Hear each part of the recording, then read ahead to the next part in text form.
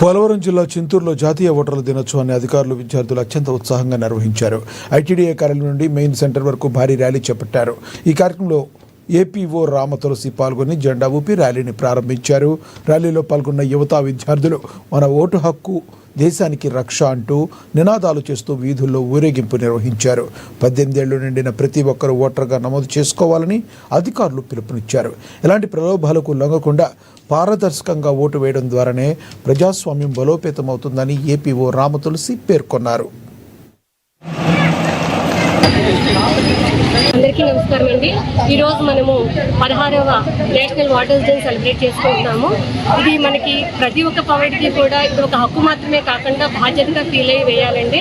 And informed voter is a responsible voter అని చెప్తూ ఉంటారు. సో ప్రతి ఒక్కళ్ళు కూడా వాళ్ళ యొక్క క్యాండిడేట్స్ ఎవరైతే కంటెస్ట్ చేస్తున్నారో క్యాండిడేట్స్ యొక్క వాళ్ళ యొక్క విజన్ ఏంటి, వాళ్ళు ఎటువంటి మంచి చేస్తామని వస్తున్నారు, అలాగే ప్రతి విషయం కూడా తెలుసుకుని మాత్రమే వాళ్ళు ఓటు ఉపయోగించుకోవాలి. అలాగే ఎటువంటి ప్రలోభాలకి లొంగకుండా ప్రతి ఒక్క పౌరుడు కూడా బాధ్యతాయుతంగా వ్యవహరించి వాళ్ళ యొక్క ఓటు హక్కును వినియోగించుకోవాలని ప్రతి ఒక్కరికి తెలియజేయడం. అందరికీ నమస్కారం అండి. ఈరోజు